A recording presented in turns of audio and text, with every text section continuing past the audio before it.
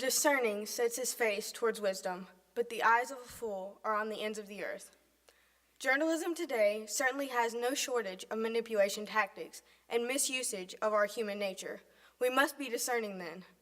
Just because it is present does not mean we have to agree. This verse from Proverbs says that the discerning ones are focused on wisdom. When it comes to journalism today, our main priority as Christians should be discernment, especially knowing how our fallen human nature could respond unwisely to journalist reporting. Journalism today is not by any means a new invention. In an article entitled, "A Brief History of Journalism, How We Arrived to Where We Are Today," the author explains the progression of journalism from its earliest days to modern. The earliest piece of journalism was found in 59 BC in Rome. Later on, the nation of China came up with a new way to keep track of recent events. From 1618 to 907 AD, they prepared a document to give to their government as a way to keep note of the recent events. This continued in many different forms until the end of 1911. It is then recorded that the first sign of regular news coverage traced back to Germany in 1609. How did journalism originate in America? In 1690, the first news circulated throughout the colonies. It was entitled Boston's Public Occurrences, both foreign and domestic, published by Benjamin Harris. In the coming years, it slowly started to become widely accepted, but it was not until the Revolutionary War that this news saw major widespread acceptance and growth. During the Revolution, news became more secondhand. Sources would take news from another source without crediting. As is likely to happen in this situation, the news was often misquoted and inaccurate. Newspapers then skyrocketed in popularity, and it is shown that the first weekly newspapers consisted of 4 pages, and the back pages designated advertisements only. Today, the professionalism of journalism industry has grown immensely. It has become an area of study in colleges, thus giving it a sense of importance. As America is advancing in technology, the journalism is also advancing. For a while, most people trusted newspapers, even with the invention of television and radio. The term news does not mean what it used to, and there are many different kinds, such as celebrity and breaking news. Before discussing how our human nature has a potential to play a part in journalist reporting tactics, a few definitions are necessary. Merriam-Webster's dictionary defines journalism as the work of writing, gathering, and editing news as through newspapers and magazines or by radio and television. Manipulation is defined as the skillful handling or operation, artful management, or control. When the words media or journalism are mentioned, they are being used interchangeably and are referring to the medium through which people receive any and all types of news, including advertisements. Also, it is important to note that when these manipulation tactics are mentioned, I mean they are being used by some journalists and not all. To exercise discernment, media consumers should be aware of potential manipulation in media through the usage of certain language, false or deceptive advertising, and guilt tactics. First, media consumers should practice discernment regarding the media's use of language. For instance, humans need to be aware of negativity bias, which is our collective hunger to hear and remember bad news, writes psychologist Tom Stafford. To illustrate the concept, Stafford explains an experiment in which people were told to press a button when they saw a word appear. Stafford saw that people would press the button faster if the word were negative, showing that we respond faster to negative words. The media, knowing this, could use it to their advantage. When we get notifications from the news about hurricanes or terrorist attacks, our negativity bias will likely cause us to quickly read the story, more so than if the headline was more neutral or positive. Stories with scary or horrible details keep people glued to the news. Negativity bias causes humans to remember bad news. The attack on the World Trade Center on September 11, 2001 is a prime example. 17 years later, we still remember it. Professional Michael J. Robinson says that war and terrorism have constantly ranked at the top of America's news preferences since 1986, along with bad weather and disaster. Why? Because humans want to hear and remember this news, so we should be aware. The media can exaggerate the news to appeal to our negativity bias, causing viewers to stay tuned and remember the headlines. We should be aware of the journalists exaggerating the story and capitalizing on our negativity bias. Honorific language is language that is used to praise or exalt a person or idea. Honorific or positive language is shown to boost our overall moods.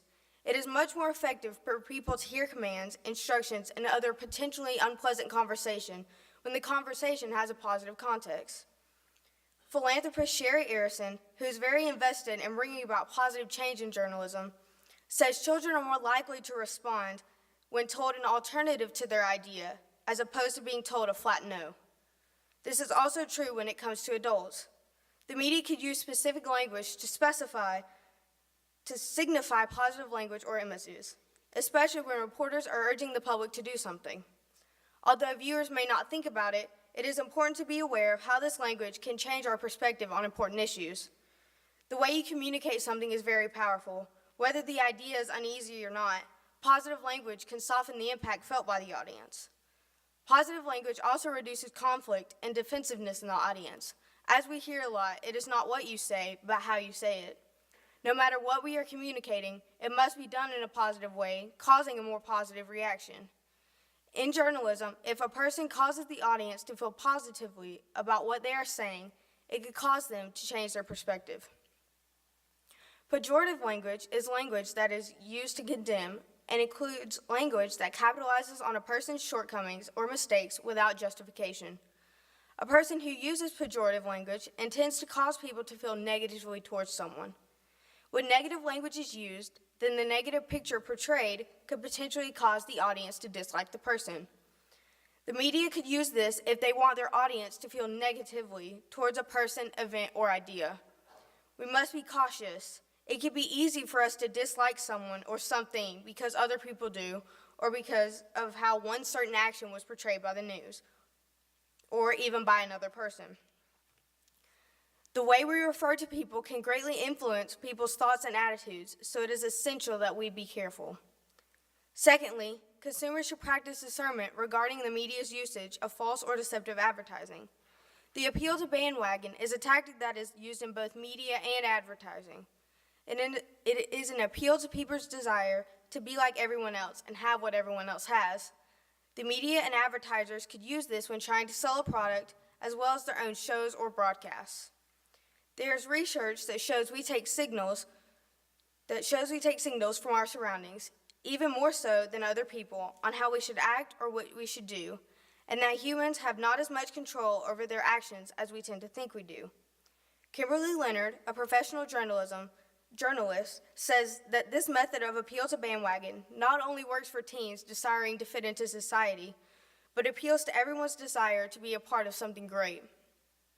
For example, Maybelline claims that their mascara is America's favorite mascara, and by purchasing it, it claims teens and adults' popularity by owning such a great product. The appeal to fear is a method that is also used. These appeals are defined by American Psychological Association as persuasive messages that emphasize the potential danger and harm that will befall an individual if they do not adopt the message's recommendations. Advertisers use this. The APA did a survey which showed these appeals were very effective if they included a one-time only offer. We see this too in home security commercials. Parents are fearful and naturally want to do everything in their power to keep their family safe. We've seen this before. A commercial comes on the television for ADT. It shows a family in the house asleep and no form of alarm system for safety. Their house gets robbed, and then it shows the statistic that every 5 seconds, someone's house gets broken into. When people see this, their natural fear comes out. They are more likely to buy a home security system than they otherwise would be. But Christians are promised in the Bible that God is our protector, and knowing that, we have absolutely nothing to fear. And in times of fear, if we pray and ask God, He will grant to us a peace that surpasses all understanding. It is one thing to act in wisdom, but to buy because we are constantly living in fear from commercials is different. We know there are dangerous, mean people around, and we must protect our families. This commercial brings out our inherent fear of a certain thing, therefore causing us to purchase the item or listen to the instructions. Humans enjoy feeling a sense of shock, thrill, and excitement. Sensationalism is defined as the use of strongly emotional subject matter or wildly dramatic style, language, or artistic expression intended to shock, thrill, or excite. The media could use this in the same way as specific language, and that both methods cause the audience to feel a certain way. We naturally enjoy the feelings of shock and terror. The reports could present a story in a way that makes us feel a certain emotion, therefore causing the audience to feel a certain way. We should be wary of this because when we feel a certain emotion, we tend to react based on that emotion instead of responding. The audience should stop, think, and evaluate what they have heard. Lastly, media consumers should practice discernment regarding the media's usage of guilt tactics. June Coate, a university professor, explains very well how guilt tactics can be used. Anticipatory guilt is guilt that results from an individual contemplating a potential violation of one's standards. Imagine this. It is Saturday morning. The long-awaited family beach trip is finally here. As you are getting ready, the phone rings. It is your boss. He wants you to contact a multi-million-dollar client. Afterwards, your youngest daughter, terrified by what might be, "We will make it to the beach another day," asks, "When can I be one of your clients?" This example is from a cell phone ad. By his daughter asking her father what she did, she insinuated that he had a tendency to put his work over his family most of the time. If he had a cellular phone, he would not risk violating his boss's standards of him by ignoring his requests. He would also not violate his daughter's standards of her father by him taking the cell phone call and ruining their previous family plans. Another guilt tactic is existential guilt, which is guilt that is experienced as a result of difference between one's well-being and others. The Humane Society commercials demonstrate this very well. We have all seen it. The sad music starts playing, accompanied by a slideshow of animals who are victims of abuse and cruelty. This commercial was intended to be heartbreaking in order to make the viewers feel guilty. This sure works. I was over at a friend's house watching a movie. This commercial came on, and when the phone number came up on the screen, the mother ordered the daughter to pause the TV and bring the card. When she asked why, the mother responded with, "I know we do not have the funds, but I cannot handle not helping. It makes me feel bad." Imagine this. An emaciated child is perched on a log in the barren waste of the desert. He can barely move as he has no muscle to support his body. His eyes tell a tale of a boy who, if only someone had helped provide him nutrition, would have blossomed into a bright young man. In the background, a vulture looks on. With just a small contribution, you can help such a famine and tragedy faced by these immortal youths. You can make a life-saving difference. This is very effective, especially for all the mothers. As Christian viewers, we would do anything in our power to help the less fortunate. Ads like this one put pressure on the viewers to alleviate the pain. Some cannot, therefore leading them to feel guilt. Coate lastly explains that reactive guilt is a guilt response to having violated one's standards of acceptable behavior. It is 6 p.m. and you are swamped at work, but you promise your wife that you will be packing up soon. Predictably, you become engulfed in your work, and the next thing you know, it is 9 o'clock. You stumble into the dining room and see what was once a magnificent dinner for two. You see a sweet card. You can't believe it. How could you let such an important date slip by? The above example is an advertisement for a special event calling service. If only he had signed up for it, he would not have risked and eventually missed out on this important date. Some may say that we should give up on watching the news altogether. Not just that, but that humans should refrain from obtaining news through any medium completely. Many people say that they do not like watching or receiving news because it is so depressing. We as viewers should not just sit around and do nothing if we are clearly upset about the way we receive news and the news we receive. We can learn from the mistakes of earlier journalists as well as today. Viewers and consumers must also remember that there are plenty of great ethical journalists out there who present the news correctly with the given amount of information they have. Not all journalists use these tactics in reporting or advertising as well. So how can we as media consumers help this? As I mentioned earlier, we can learn from previous as well as today's journalists. In addition, we must also be discerning. We do live in a fallen world. This will not fix the problem completely, but it will certainly help change the course of journalism. We should hold news agencies as well as ourselves to higher standards as Christian consumers, always remembering we are fallen. Hopefully, this honest analysis of our human nature, our tendencies, and possible solutions will help us take a step in the right direction. Thank you.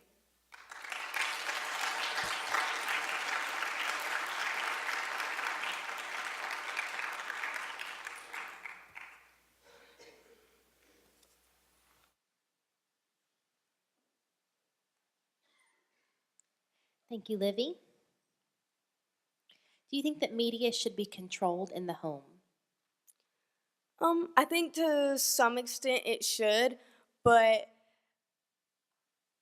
depending on the age of the child, I think once they get older, I think it is wise to let that off a little bit, but explain and kind of talk with your child through the right way of or how this person could have done something different and kind of turn it into a life lesson more than sheltering completely because at some point they have to face these realities for themselves. So.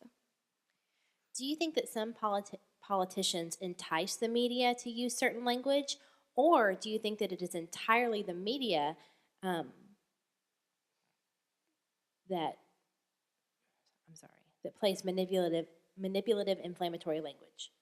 I think it is a mixture of both.